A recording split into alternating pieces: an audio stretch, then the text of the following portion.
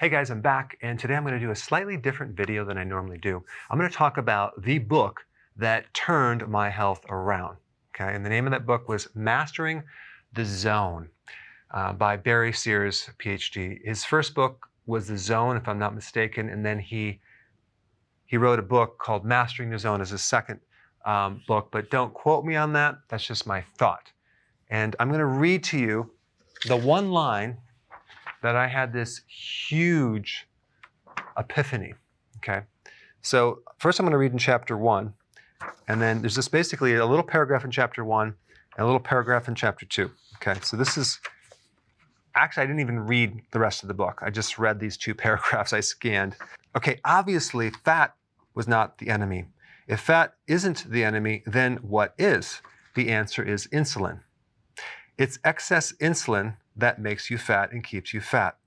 And your body produces excessive amounts of insulin when you eat either too many fat-free carbohydrates or too many calories at a meal.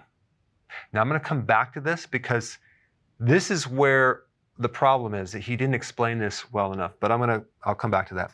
Therefore, when you talk about the zone, it is really the zone of insulin.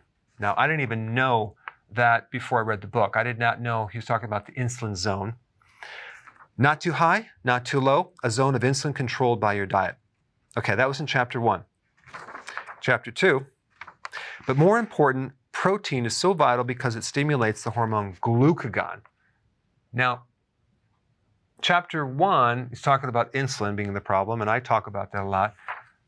But there's another hormone called glucagon that does the opposite to insulin. Okay, it'll suppress insulin. They both work on a teeter-totter mechanism. And protein will stimulate glucagon. Exercise will stimulate glucagon. Carbs stimulate insulin. So glucagon has the opposite physiological action to insulin. In fact, and this is the line that blew me away. In fact, glucagon acts as a major governor of excess insulin production. And it was at that time where I was like, wow. Now, I learned this in school, but it never really connected with what you eat. And then he goes into this. It is excess insulin that makes you fat, makes you hungry, makes you mentally foggy, decreases your physical performance, and increases the likelihood of chronic disease. Now, at the time, I was extremely exhausted with brain fog, starving all the time. I didn't know why. So I replaced my cereal for breakfast with, I think I had it was a buffalo burger the first time. And then I think the second time I had some fish. And it was like someone took a helmet off my head. I was like, oh my gosh, I feel so much better. So that was when I started telling all my patients, oh, you need to start having a protein breakfast. And I wrote in my book and the whole thing. And that went on for a couple years. But then I stumbled on some additional information which took me to the next level. And it really had to do with what Barry originally said in chapter 1 with this eating. If you eat in general, anything significant with calories, this is going to affect insulin. So at the time, I didn't really get it. But looking back on it, this is just basically eating. So eating, the frequency of eating, and the carbs.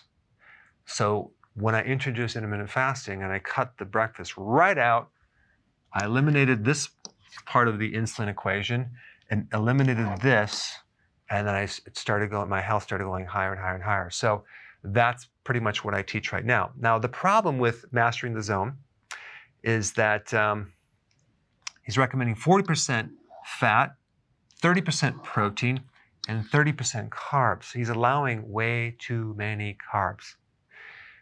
Even in the Zone bar that he sells, there's soy protein, low quality, tapioca starch, corn syrup, and sugar. So I'm not even recommending this book.